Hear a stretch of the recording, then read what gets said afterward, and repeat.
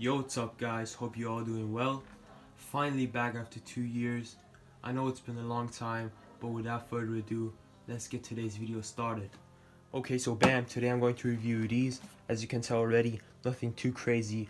Nike box, Jordan 1 box in fact, size USA 8.5, and if you look closely you can tell that it's nothing but the turbo greens. Okay, so packaging wise, nothing too crazy from Nike there, just regular paper which they offer you in pretty much every Nike shoe. Taking out the shoes, bad boys right there, already shining. As you can tell, it's the turbo greens, which I've already mentioned.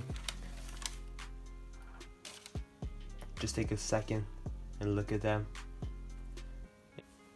Okay, so with the turbo greens, Nike offers you 2 additional laces, one in violet, as you can tell right there, and the other one is a sort of turquoise, or pretty much the same green which they use on the inside as well of the shoe.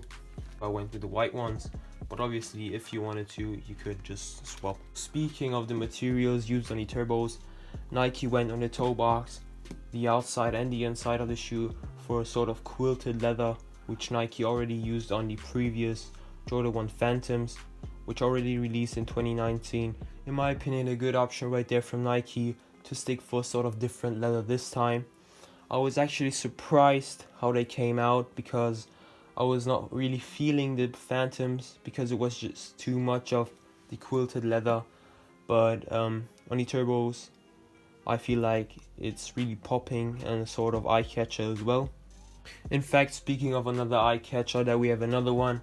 It's the Nike Air on the tongue of the shoe, as tellable, not in regular colors. In my opinion personally, it would be better looking if Nike went for either the same green as on the suede, or on the inside of the shoe for the Nike Air on the tongue. It would just complement the rest of the shoe more. Some other details of the shoe is, as you can tell right there, the little stamp from Nike. It says SP19 Air Jordan 1 High OG.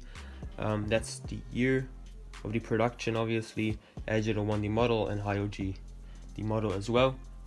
Another detail is that Nike went for a creamish, beige, off-whitish color on the sole, like on the midsole, and on the outsole for this grayish color. Another detail on the shoe is, as you can tell right there, the raw edge on the tongue. Nike seems to be using that pretty often lately.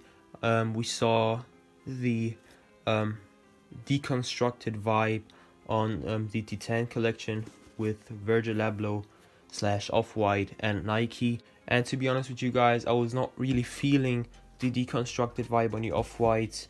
I mean, the Blazers is an eye catcher and a must cop for sure, but the rest of it, like for example the Prestos, I was not really feeling the deconstructed vibe at all. And I'm glad that the only part that Nike deconstructed on the turbo greens was in fact the upper part, or the edge of the tongue. The inside of the shoe is pretty much the same as the outside of it, and just without the little Nike stamp about the details of the shoe like they use right there. The inside of the tongue, I don't think that I need to talk about that. Just a little information about the shoes, where they were made, etc, etc. Nothing too crazy on the inside. It's just this little Nike size tag. Sizing wise, I would recommend you to stay true to size with the turbos. I'm in US 8.5, and most of my shoes, the turbos, are in 8.5 as well, and fit me absolutely perfectly. So true to size for these. So coming to an end of this video, I hope you all enjoyed this little review of the turbos. In my opinion, a solid 9, if not 9.5 out of 10 right there. And the only thing that Nike could have done better is the coloring on the Nike Air on the tongue. Already mentioned that, but for sure a must cop if you like them, and if you have the chance to cop, buy them. Definitely won't regret, and I'm sure I'll get a lot of wear out of them in the future. I appreciate you guys viewing this video, taking your time watching it to the end. If you still have any questions regarding the turbos, just let me know in the comment section below. I'll reply to you as soon as possible. And also, if you have any further recommendations for my next videos, just let me know in the comments below, and I will get back to you for the questions as soon as possible.